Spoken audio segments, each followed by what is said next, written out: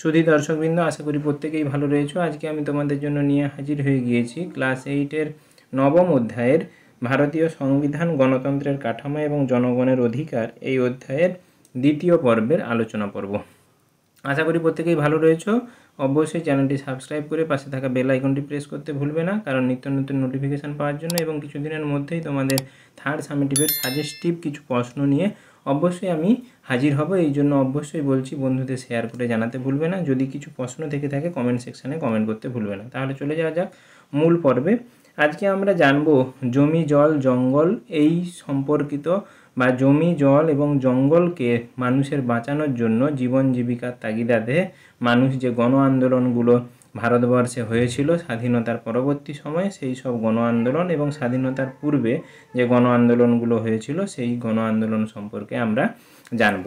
জমি, জল, জঙ্গল অধিকারের জন্য ঔপনিবেশিক শাসনের সময় থেকেই ভারতবর্ষের আদিবাসী এবং জমি, জল, জঙ্গলের উপরে নানা রকমের অত্যাচার এবং নিপীড়ন হয়েছে সাধারণ আদিবাসী খেটে খাওয়া মেহনতি মানুষদের উপরে। তার আমরা আলোচনা ক্লাস তোমাদের পঞ্চম এবং চতুর্থ অধ্যায়, সেখানে আমরা সিপাহী বিদ্রোহ এবং রেলপথ স্থাপন, তার সঙ্গে নীল বিদ্রোহ, সেই সব বিদ্রোহগুলোর কথা আমরা একটু আধটু জেনেছি। আমরা বিংশ শতকে কৃষকদের কিছু গণ আন্দোলন জানব। সেই সব গণ আন্দোলনগুলো কৃষি জমির অধিকার, পরিবেশ, জল জঙ্গল রক্ষা এবং বিভিন্ন বৈচিত্র্যময় আন্দোলন সংগঠিত হতে থাকে, সেই সব আন্দোলন সম্পর্কে জানব। তোমাদের মূল যে আন্দোলন এখান থেকে পড়ে, প্রথমে তেভাগা, তেলেঙ্গানা, দুটো আলাদা আলাদা আন্দোলন, তেভাগা আন্দোলন এবং তেলেঙ্গানা আন্দোলন। এখানে কৃষকের অধিকার রক্ষায় এই গণ আন্দোলনগুলো হয়েছিল। তেভাগা আন্দোলন সাধারণত ফসলের যে জমি থেকে উৎপন্ন ফসল তিনটে ভাগে ভাগ করা হবে। সেই তিনটে ভাগের মধ্যে একটা ভাগ কেবলমাত্র যাদের জমি বা যারা হচ্ছে কেবল জোতদার, যাদের জমি ভাড়ায় নিয়েছে ভাগ চাষিরা, তাদের কেবলমাত্র উৎপন্ন ফসলের এক ভাগ ওই বরাদ্দ থাকবে যাদের জমি তাদের জন্য, আর বাকি দুভাগ বরাদ্দ থাকবে ভাগ চাষিদের জন্য। এই নিয়েই ফ্লাউড কমিশন 1940 সালে সুপারিশ করা হয়েছিল। যদিও সেই আন্দোলন বা সেই সুপারিশ পরবর্তী সময়ে শস্যের ভাগের তিনটি ভাগে ভাগ করা এবং তার মধ্যে এক ভাগ কেবলমাত্র যাদের জমি, যারা জমিদার, তাদের কেবলমাত্র দেওয়া এবং বাকি দুভাগ ভাগ চাষিরা পাবে, এই যে নিয়ম, এই নিয়ম লাগু করা হয়নি। সেই নিয়ম লাগু করার জন্য সুপারিশের জন্য গণসংগ্রাম শুরু হয়েছিল এবং কার্যকর করার জন্য তেভাগা কৃষক আন্দোলন সংগঠিত হয়েছিল 1946 খ্রিস্টাব্দে। আমরা কৃষকদের কথা যখন জানছি, এই জমির ওপরে অধিকার নিয়ে কৃষকদের চারটি ভাগে ভাগ করা হয়েছে। সেই চারটি ভাগ আগে আমাদেরকে বুঝে নিতে হবে। খেত মজুর কাদের বলা হয় না? খেত মজুর হচ্ছে যাদের কোনো মজুরির অর্থে, অর্থাৎ অর্থের বিনিময়ে যারা কোনো জমিতে গিয়ে দিনমজুর হিসাবে কাজ করবে, তাদের কাজ, সেই কাজ করার বিনিময়ে তারা অর্থ পাবে সেই জমির মালিকের কাছ থেকে, তাদেরকে বলা হয় খেত মজুর। তাহলে খেত মজুরের কিন্তু তাদের নিজের জমিতে জমি নয়, তারা জমিদারের জমিতে গিয়ে চাষ করবে বা জমিদারের জমিতে গিয়ে খাটবে, খাটার পরিবর্তে তাদেরকে কিছু অর্থ দেওয়া হবে, তাদেরকে বলা হয় খেত মজুর।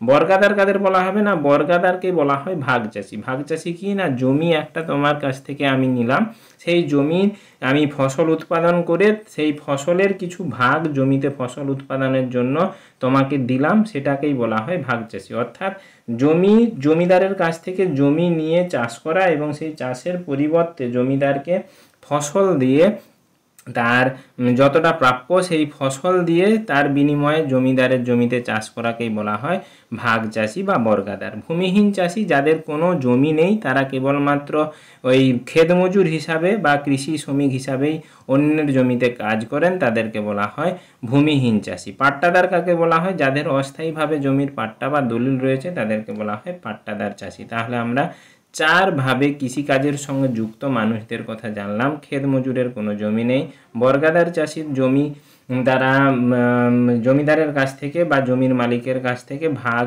ফসল দেওয়ার সম্মতিতে তারা সেই জমি চাষ করবে। ভূমিহীন চাষি, তাদের কোনো চাষযোগ্য জমি থাকবে না, তারা অন্যের জমিতে চাষ করবে শ্রমিক হিসাবে। পাট্টাদার, তাদের জমি থাকবে এবং জমির দলিল থাকবে। এই তেভাগা আন্দোলনের কথায় এবারে ফিরে আসি। তেভাগা আন্দোলনে বেশিরভাগ ওই বর্গাদার চাষি বা ভাগ চাষিদের পরিণত হয়েছিল। সেই ভাগ চাষিরা কী করতো না, 1940 দশকে যখন মন্দা এবং অকালের সময়, সেই সময়ে গরিবরা যে চাষ জমি সমাজের ধনী সম্প্রদায় বা জমিদার সম্প্রদায়ের মানুষের কাছে বিক্রি করে দিতে হয়েছিল এবং তাদেরই জমি তারা কি করত, ভাগ ফসল দেওয়ার প্রতিশ্রুতি দিয়ে তাদের কাছ থেকে তারা চাষ করত। এই চাষ করার সুবাদেই তারা শেষের ভাগ দেখা যায় যে গ্রামীণ জনসংখ্যার একবারে বড় ক্রমবর্ধমান অংশ এই বর্গাদার বা ভাগ চাষিতে পরিণত হয় এবং তেভাগার শক্ত ঘাঁটি গ্রামবাসীদের 60% বেশি ছিল প্রায় এই বর্গাদার বা ভাগ চাষিতে পরিণত হয়েছিল। এর ফলে কি হয় না, পরবর্তী সময়ে মানুষ ভাগ চাষিদের ফসল দেওয়ার পরিবর্তে সেই ফসল তারা আন্দোলন করে নিজ খামারে ধোলা শুরু করেন এবং অবিভক্ত বাংলার বিভিন্ন অঞ্চলে কোন কোন অঞ্চলে তেভাগা আন্দোলন ছড়িয়ে পড়েছিল, অবিভক্ত বাংলার তেভাগা আন্দোলনে ছড়িয়ে পড়েছিল উত্তরবঙ্গ, বিশেষত দিনাজপুর, ঠাকুরগাঁও মহকুমার, রংপুর, মালদা, জলপাইগুড়ি এলাকাগুলিতে উঠল আন্দোলনের কেন্দ্র ময়মনসিংহ, সিংহ, কিশোরগঞ্জ, মেদিনীপুর এইসব এবং মেদিনীপুরের কিছু কিছু এলাকা মহিষাদল, সুতাহাটা, নন্দীগ্রাম, 24 পরগনার কাকদ্বীপ, দক্ষিণ 24 পরগনায় এই তেভাগা আন্দোলনের ঘাঁটি গড়ে উঠতে থাকে। এই ঘাঁটিতে কি করা হয় না, জমিদারদের ফসলের বা জমিদারদের জমিতে উৎপন্ন ফসল তারা চাষিরা নিজেদের খামারে জমিদারকে না দিয়ে তারা তোলার ব্যবস্থা করে। এবং এর পরবর্তী সময়ে আমরা তেলেঙ্গানা আন্দোলনের কথা বলবো এবং এই তেভাগা আন্দোলনে কিন্তু হিন্দু মুসলমান সম্প্রদায়ের সমস্ত মানুষ কাঁধে কাঁধ মিলিয়ে সশস্ত্র সংগ্রামের পর্যন্ত তারা পৌঁছে গিয়েছিলেন। এরপরে আমরা তেলেঙ্গানা আন্দোলনের কথা জানবো। হায়দ্রাবাদের তেলেঙ্গানাতে সংগঠিত হয়েছিল আধুনিক ভারতের সবচেয়ে বড় কৃষক আন্দোলন, যেটা 1946 জুলাই মাস থেকে অক্টোবর মাস 1951 সাল পর্যন্ত চলছিল। এখানে 30 লক্ষ অধিবাসী 16,000 বর্গ মাইল যুক্ত এলাকাতে 3,000 গ্রামে ছড়িয়ে পড়েছিল তেলেঙ্গানা গণবিদ্রোহ। তেলেঙ্গানাতে রাজনৈতিক এবং নাগরিক স্বাধীনতা বিভিন্নভাবে খর্ব হতো। প্রভু ভূস্বামী বা দোরা তাদের অত্যাচার, এই নিপীড়ন এবং বেট্টি বা বেগার শ্রম, কোনো বিনা পারিশ্রমিকেতে তাদেরকে জমিদারের বাড়িতে বেকারভাবে শ্রম করতে হবে, পাওনা আদায় এবং অত্যাচার, এই সব অত্যাচারের বিরুদ্ধে তেলেঙ্গানা আন্দোলন করেছিল সাধারণ খেটে খাওয়া কৃষক সম্প্রদায়ের মানুষরা।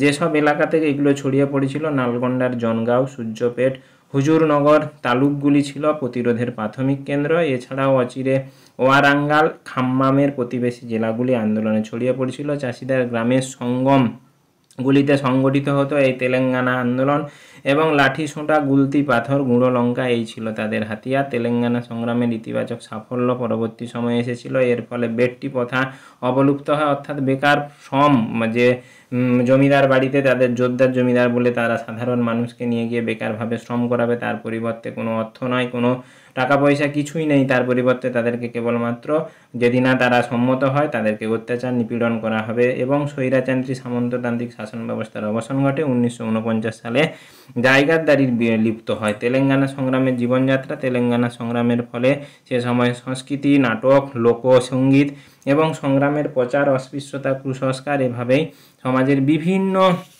সাংস্কৃতিক ক্ষেত্রেও এই তেলেঙ্গানা আন্দোলনের বিরোধিতার প্রচার বা তেলেঙ্গানা আন্দোলনের প্রভাব পড়েছিল। এবারে আমরা জল, জঙ্গল, অধিকার, পরিবেশ কেন্দ্রিক গণ আন্দোলনের কথা বলব। পরিবেশ কেন্দ্রিক গণ আন্দোলন এখানে তোমাদের দেওয়া রয়েছে 4টি। সেগুলো হচ্ছে উত্তর ভারতের চিপকো আন্দোলন, পশ্চিম ভারতের নর্মদা বাঁচাও আন্দোলন, দক্ষিণ ভারতের আপ্পিকো আন্দোলন এবং দক্ষিণ ভারতের সাইলেন্ট ভ্যালি আন্দোলন। এই সব আন্দোলনগুলো স্বাধীনতার পরবর্তী সময়ে মানুষের পরিবেশকে রক্ষার তাগিদার্থে এবং সেখানকার অধিবাসীদের জীবন জীবিকার তাগিদার্থে এবং তাদের জীবন জীবিকা সুস্থ রাখার তাগিদার্থে সাধারণ মানুষ এই আন্দোলনগুলো করেছিল। এই আন্দোলনগুলো পরিবেশের কেন্দ্রিক বা পরিবেশকে রক্ষার জন্য, সেগুলো হচ্ছে পরিবেশ কেন্দ্রিক যে কটা আন্দোলন রয়েছে এগুলো খুবই গুরুত্বপূর্ণ। পরীক্ষাতে টিকা পড়ে এবং কোন সালে চিপকো কথার অর্থ কী এখান থেকে শর্ট প্রশ্ন পড়ে। এই জন্য প্রত্যেকটা টিকা ভালো করে পড়বে এবং ভালো করে বুঝে লেখার চেষ্টা করবে। যদি কোনো অসুবিধা থাকে অবশ্যই জানাতে ভুলবে না। উত্তর ভারতের চিপকো আন্দোলন। চিপকো আন্দোলন কি না, উত্তর ভারতের হিমালয়ের ঘন অরণ্যে সেখানে কি করা হয় না, তৎকালীন সরকার এবং সরকারের সঙ্গে যুক্ত কিছু মুষ্টিমেয় মানুষ তারা সেই অরণ্য ধ্বংস করে, সেই অরণ্য ধ্বংস করার ফলে সেখানকার সাধারণ মানুষ এই অরণ্য ধ্বংসের প্রতিবাদে আন্দোলন জানাতে শুরু করে। 1970 সালে আমরা জানি চিপকো আন্দোলনে সুন্দরলাল বহুগুণান হচ্ছে একজন বিশিষ্ট চিপকো আন্দোলনের আন্দোলনকারী। 1970 দশকে গাছ কাটার বিরুদ্ধে সাধারণ মানুষ বিক্ষোভ দেখান এবং এই বিক্ষোভের একটা সংগ্রামের একটা পথ ছিল গাছকে জড়িয়ে ধরা, যাতে বলা হয় চিপকো। চিপকো কথার অর্থ জড়াও। এর ফলেই চিপকো আন্দোলনের নামটি এসেছিল। চিপকো আন্দোলনের দাবিগুলি বিভিন্ন রকমের ছিল বাণিজ্যিক স্বার্থে গাছ কাটা সম্পূর্ণ বন্ধ রাখা, যত বেশি সম্ভব অরণ্যের প্রসার ঘটানো, অরণ্য দেখভালের জন্য গ্রামের সমিতিগুলি গঠন করা, জঙ্গল কেন্দ্রিক বিভিন্ন দ্রব্য নির্ভর কুটির শিল্পের প্রসার ঘটানো। এরপরে আমরা পশ্চিম ভারতের নর্মদা বাঁচাও আন্দোলন, নর্মদা প্রকল্প 21 লক্ষ মানুষের নর্মদা নদীর উপত্যকা এলাকায় মানুষের জীবন জীবিকার তাগিদার্থে বা জীবন জীবিকা হারাতে বসতো যদি নর্মদা নদীর উপর বাঁধ প্রকল্প হতো। এর ফলে ভিল, গোন্ডা, আদিবাসী মানুষদের জঙ্গলের অধিকার তাদের হাত থেকে বঞ্চিত হতো। ফলে অসংখ্য মানুষ 1970 দশকের গোড়া থেকে নর্মদা বাঁচাও আন্দোলনে সামিল হয়েছিল।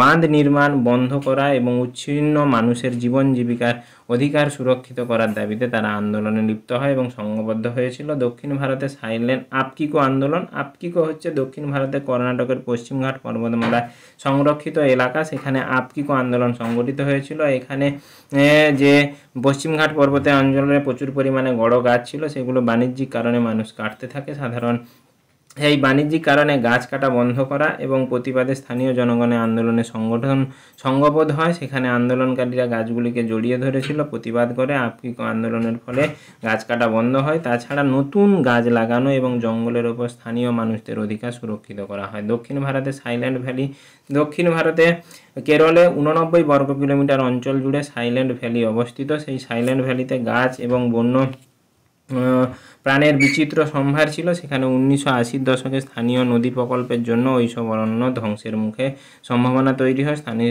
মানুষরা সংগঠিতভাবে আন্দোলন, পরিবেশ কেন্দ্রিক শিক্ষার প্রসার ঘটানোর আন্দোলনের অন্যতম লক্ষ্য ছিল। এরপরে আমরা কৃষি জমি অধিকারের জন্য আন্দোলন, সিঙ্গুর আন্দোলন সম্পর্কে পড়ব। সিঙ্গুর আন্দোলন 2006 সালে মে মাসে তৈরি হয়েছিল। এখান থেকে তোমাদের শর্ট প্রশ্ন পড়ে এবং এই শর্ট প্রশ্ন এবং প্রত্যেকটা সালের সঙ্গে কোন কোন নেতা নেত্রী যুক্ত ছিলেন এবং সাধারণ মানুষ কারা যুক্ত ছিলেন, সেই সব কথাগুলো অবশ্যই আমাদেরকে জেনে রাখতে হবে। আমরা জানি যে কৃষি জমি অধিকার আইন মধ্যে আমাদের পশ্চিমবঙ্গে সিঙ্গুর আন্দোলন পড়ে। এই সিঙ্গুর আন্দোলনের জন্য 2006 সালে মে মাসে পশ্চিমবঙ্গ তৎকালীন সরকার, বামফ্রন্ট সরকার ঘোষণা করেন যে সিঙ্গুরে ছোট গাড়ি প্রকল্প তৈরি করবে টাটা কোম্পানি। সিঙ্গুরে জমি লিজ নেন। এই লিজ দেওয়ার জন্য সিঙ্গুর জায়গাটা কোথায় অবস্থিত না, হুগলি জেলার একটি সমষ্টি উন্নয়ন ব্লক হচ্ছে সিঙ্গুর হচ্ছে সিঙ্গুরের মাটি নিম্ন গাঙ্গেয় উপত্যকায় অবস্থিত এবং ব্লকটি জেলা সদর চুঁচুড়া থেকে 22 কিমি দূরে। এখানে প্রায় 1155.99 বর্গ কিমি দূরে সিঙ্গুর ব্লক অবস্থিত। সিঙ্গুর ব্লকে কিছু থানা রয়েছে, সেই থানাগুলো হচ্ছে সিঙ্গুর থানা এবং ভদ্রেশ্বর থানার কিছু অংশ নিয়ে এই সিঙ্গুর হুগলি জেলার ব্লকটি অবস্থিত। এই সিঙ্গুর ব্লকের প্রধান কর্মকেন্দ্র হচ্ছে সিঙ্গুরের 5টি মৌজাকে চিহ্নিত করা হয় টাটা ন্যানো গাড়ির প্রকল্পের কারখানার স্থান। সেই 5টি এলাকা হচ্ছে বেড়াবেড়ি, গোপালনগর, বাজমেলিয়া, খাসের ভেড়ি, সিংহের ভেড়ি। এই যে এলাকাগুলোকে চিহ্নিত করা হয়েছিল, সেই এলাকাগুলো হচ্ছে খুবই উন্নত, প্রচুর পরিমাণে এখানে চাষ হতো, প্রায় 4টি করে ফসল হতো, উর্বর দোআঁশ মাটি যুক্ত এবং এখানকার 70% জমি প্রায় 3-4টি ফসল হতো এবং এখানকার সাধারণ যারা মানুষ এই জমির উপর নির্ভরশীল ছিল, জমিকে চাষযোগ্য করা, চাষের ফসল বিক্রি করা, এরই সঙ্গে তাদের যুক্ত ছিল। এইখানে যে চাষগুলো হতো সেগুলো ধান, পাট, আলু, শাকসবজি, তৈলবীজ, পাশাপাশি উদ্যান পালন সিঙ্গুরে ছিল এগিয়ে। এখানে প্রায় ওই সব এলাকা বেড়াবেড়িয়া, গোপালনগর, বাজমেলিয়া, খাসের ভেড়ি, সিংহের ভেড়িতে প্রায় 15,000 মানুষ ওই জীবিকার সঙ্গে যুক্ত ছিল। তাদের এই জায়গাগুলো বা জমিগুলো যখন সরকার আয়ত্ত করতে শুরু করে, তাদের ক্ষেত্রে প্রায় এই 15,000 মানুষের জীবন জীবিকা ক্ষেত্রে একটা জিজ্ঞাসা চিহ্ন হয়ে যায়, কারণ তারা এর পরিবর্তে অর্থ পেলেও কেউ সঠিকভাবে অর্থ পায়নি। কারোর ক্ষেত্রে তার জমিটি চলে গেলে সে কীভাবে তার জীবন বা পেট চালাবে, কারণ তাদের ক্ষেত্রে ওই কলকারখানায় যে যুক্ত হওয়া, কলকারখানায় যুক্ত হতে হলে বা কলকারখানায় কর্মচারী হিসাবে থাকতে হলে তাদেরকে সামান্যতম কলকারখানার জ্ঞান দরকার বা কিছু সার্টিফিকেট দরকার, সেগুলো কিন্তু তাদের ক্ষেত্রে ছিল না এবং তাদের ক্ষেত্রে তাই কলকারখানায় নিয়োগের যে আশা, সেই আশাটুকুও ছিল না। এবং তার আবার অপরদিকে যে এলাকাটা চিহ্নিত করা হয়েছিল সেই এলাকাটা ছিল খুবই উর্বর। এর ফলে কি হয়েছিল, সেখানকার উর্বর জমিতে মানুষ চাষবাসের সঙ্গে যুক্ত ছিল এবং তাদের জীবিকা চাষবাসের উপরে নির্ভরশীল। এই জন্য তারা চাইছিল যে ওই এলাকা ছেড়ে দিয়ে অন্য এলাকাতে যেখানে চাষবাস কম হয় বা যেখানে মাটি অনুন্নত, সেই এলাকাতে চাষবাস করলে কি হবে, সেই এলাকাতে কলকারখানা খুললে সেখানে কিন্তু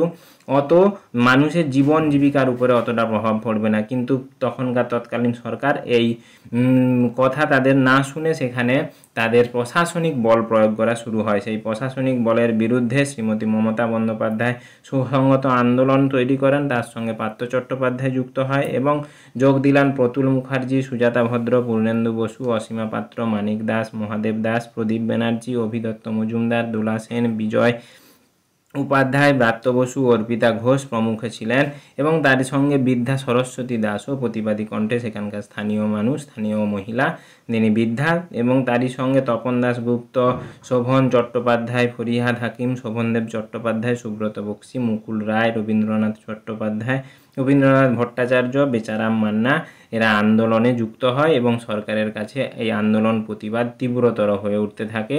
তাদের আন্দোলন যে এখানকার কৃষি জমি, সাধারণ মানুষের জমি কলকারখানার পরিবেশে নষ্ট না করে অন্য কোথাও তারা যদি সেই শিল্পীকর্মী, সমাজকর্মী, শিক্ষাবিদ, বুদ্ধিজীবী, সংস্কৃতকর্মী তারাও এই বর্বরতার প্রতি তারাও রুখে দাঁড়িয়েছিলেন। তেমন হলেন মহাশ্বেতা দেবী, মেধা পাটেকর, অরুন্ধতী রায়, যোগেন্দ্র চৌধুরী, শুভাপ্রসন্ন, অম্লান দত্ত, কবির সুমন, জয় গোস্বামী, শাওলি মিত্র, অপর্ণা সেন প্রমুখ বরেণ্য সাহিত্যিক। তারা ছিলেন সাহিত্যিক, শিল্পকর্মী, সমাজকর্মী, শিক্ষাবিদ এবং সাংস্কৃতিক কর্মী, বুদ্ধিজীবী, এরাও প্রতিবাদে যুক্ত হয়। তার সঙ্গে ছাত্র সমাজ, সামাজিক মানব দেহকার, এমনকি ঐতিহাসিক সুমিত সরকার এবং রমিলা থাপারও এই সিঙ্গুর আন্দোলনের প্রতি তারাও রুখে দাঁড়ায় জীবন জীবিকার স্বার্থে এর রক্ষা অন্য তারা 1894 সালে কৃষি জমি অধিকারের আইন প্রয়োগের উপর আইন প্রয়োগ করে এখানে 1000 একর জমি কৃষি শিল্পের স্বার্থে মানুষের কাছ থেকে পরোক্ষভাবে কেড়ে নেওয়া হয়, সেখানে সাধারণ মানুষের মধ্যে অনেকেই ছিলেন মালিক, পাট্টাদার, বর্গাদার, জমিহীন কৃষক, ভাগচাষী, কৃষি জমি ও ফসলের বাজারিকরণের সঙ্গে জড়িত অসংখ্য মানুষের জীবন জীবিকা। শিল্পায়নে তার জন্য তারা জমি দিতে কিছু মানুষ সম্মত ছিলেন, যাদের জীবিকা ওই জমির উপর নির্ভর ছিল না, তাদের জীবিকা অন্য কিছুর উপর নির্ভর ছিল। কিন্তু সাধারণ যারা জীবিকা, জীবন, সংস্কৃতি যারা জমির উপর নির্ভর ছিল তাদের ক্ষেত্রে কিন্তু পরবর্তী সময়ে তাদের পেট চালানোর অবস্থা কিন্তু খুব করুণ অবস্থায় পরিণত হয়েছিল এবং দীর্ঘদিন ধরে প্রশাসনিক দপ্তরে যারা জমি কৃষক বিরোধী আন্দোলন, মহিলাদের আটকে রাখা, এর ফলে সমাজে একবারে প্রতিরোধ আরও প্রবলভাবে দেখা দিতে থাকে। কৃষি জীবনের অভাব, দুর্দশা, বঞ্চনার মধ্যে উচ্ছেদের যন্ত্রণা সবই কৃষিজীবীর পক্ষে কারখানার নিয়মিত কর্মী হওয়া সম্ভব নয়। কৃষিতে কাজের জায়গায় ধ্বংস হওয়া যে অসংগঠিত মেহনতে পরিণত হবে তা উপলব্ধিতেই সিঙ্গুরের আন্দোলনে নারীদের অংশগ্রহণ ব্যাপক হয়। 22শে মে 2006 সালে জমি দেখতে আসা গাড়ি কারখানার লোকজন এবং প্রশাসনিক ব্যক্তিদের তাড়িয়ে দেন সাধারণ মানুষ, তার মধ্যে অধিকাংশ ছিল মহিলা। সেই মহিলাদের পরবর্তী সময়ে প্রশাসনিক দিক থেকে নিপীড়ন শুরু হয় এবং 25শে সেপ্টেম্বর 2006 সালে এই জমি কেবল শিল্পের জন্য উন্নয়নশীল বা উন্নত জমিগুলো না ব্যবহার করে যদি অনুন্নত জমিগুলো ব্যবহার করা হয় তাহলে ওই সমাজে ওখানকার স্থানীয় অধিবাসীদের, স্থানীয় মানুষ জীবন জীবিকার তাগিদার্থে তারা সুবিধা পেত। এই জন্য 25শে সেপ্টেম্বর বিডিও অফিসের সামনে শান্তিপূর্ণভাবে অবরোধে সামিল হয়। সেদিন শ্রীমতী মমতা বন্দ্যোপাধ্যায় ছিলেন এবং রাতের অন্ধকারে বিদ্যুৎ সংযোগ বন্ধ করে দিয়ে নির্মমভাবে অত্যাচার করা হয়। ওখানে শিশু, বৃদ্ধা সকলেই পরদিন মারা যায়। গোপালনগরের মধ্যপাড়ার বাসিন্দা কৃষি জমির মজুর দ্বারিকেনাথ ভুলের ছেলে রাজকুমার ভুল এবং শহীদ বেদি তার জন্য তৈরি করা হয়। মানুষ সেখানে শ্রদ্ধা জ্ঞাপন করেন। 2রা ডিসেম্বর শাসকদের অত্যাচার অপরিরোধ্য হয়ে ওঠে। মিথ্যে অভিচারে 49 জনকে গ্রেপ্তার করা হয়। 18 ডিসেম্বর জনৈক ভাগচাষীর মেয়ে তাপসী মালিককে বর্বরভাবে আক্রমণ করে হত্যা করা হয় এবং তথ্য লোপাটের জন্য তার দেহ পুড়িয়ে দেওয়া হয়। সমগ্র এরপরে এই আন্দোলন আরও প্রখর হতে থাকে। মানুষদের তাপসী মালিক এবং রাজকুমার ভুল সহ পরবর্তী সময়ে 10 জন মানুষ শহীদ হন। জমি হারানোর শোকে আত্মহননের পথ বেছে নেন হারাধন বাগ, প্রশান্ত দাস। অনাহারে মৃত্যু হয় কৃষি শ্রমিক শঙ্কর দাস, শ্রীকান্ত শ্রী, শঙ্কর পাত্র প্রমুখের। শ্রীমতী মমতা বন্দ্যোপাধ্যায় দীর্ঘদিন 26 দিন ধরে অনশন কর্মসূচি গ্রহণ করেন এবং পরবর্তী সময়ে যদিও তখনকার তৎকালীন রাষ্ট্রপতি এবং রাজ্যপালের তত্ত্বাবধানে পরবর্তী সময়ে এই অনাহার থেকে অনাথার উঠিয়ে নেন। 2006 সালে মে মাসে সিঙ্গুরের গাড়ি কারখানা স্থাপন শুরু করেন। 2007 সালে জানুয়ারি মাসে কারখানা তৈরির কাজ শুরু হয়। পরবর্তী সময়ে 2011 সালে প্রথমবার এবং 3রা অক্টোবর 2008 সালে এই 2007 সালেই 3রা অক্টোবর আবার সিঙ্গুর গোষ্ঠী সেখান থেকে তাদের গাড়ি তৈরি করার সিদ্ধান্ত তারা সেখান থেকে তুলে নেন বা সেখান ছেড়ে তারা চলে যায়। 2011 সালে শ্রীমতী মমতা বন্দ্যোপাধ্যায় যখন তৎকালীন সরকারের মুখ্যমন্ত্রী হয়ে তিনি মুখ্যমন্ত্রী হন এবং তিনি ঘোষণা করেন যে সিঙ্গুরের কৃষকদের জমি ফেরত দেবেন এবং 2011 সালের জুন মাসে বিল পাস হয় বিধানসভায়। এরপরে যারা 3রা অক্টোবর 2016 সালে মহামান্য সর্বোচ্চ আদালতে সুপ্রিম কোর্ট রায় দেয় জমি অধিগ্রহণ ছিল অবৈধ এবং সরকারকে নির্দেশ দেওয়া হয় যে কিছুদিনের মধ্যেই 3 মাস 12 সপ্তাহের মধ্যেই তাদের জমি চাষযোগ্য করে ফিরিয়ে দেওয়া হবে যাদের অবৈধভাবে জমিগুলো নেওয়া হয়েছিল।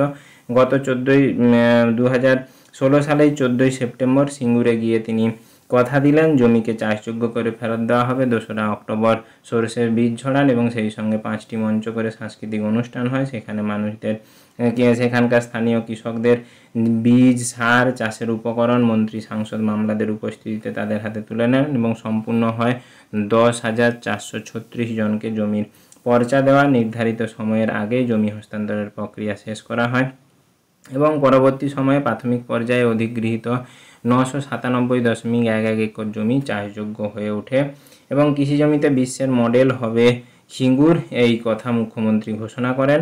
কৃষকদের নামে মনুমেন্ট হবে। বস্তুত এই কৃষক আন্দোলন ভারতবর্ষের নজিরবিহীন। পশ্চিমবঙ্গের মাননীয় মুখ্যমন্ত্রী মমতা বন্দ্যোপাধ্যায়ের সুযোগ্য নেতৃত্বে এই আন্দোলনে কৃষক আন্দোলনের ইতিহাসের এক নতুন অধ্যায় সংযোজিত হয়। এরপরে তোমাদের কিছু বিশেষ সাল এবং তারিখ, সেই সঙ্গে সাল তারিখগুলোর কি কি ঘটনার সঙ্গে জড়িত সেই ঘটনা এবং তারিখগুলো তোমাদের জন্য খুবই গুরুত্বপূর্ণ।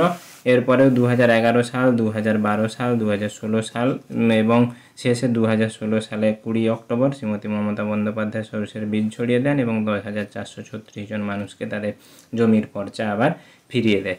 এই ছিল তোমাদের এই অংশ পর্যন্ত। পরবর্তী ভিডিও আবার কিছুদিনের মধ্যেই তোমাদের জন্য হাজির করব। ততদিনের জন্য ধন্যবাদ, নমস্কার, সবাই ভালো থেকো।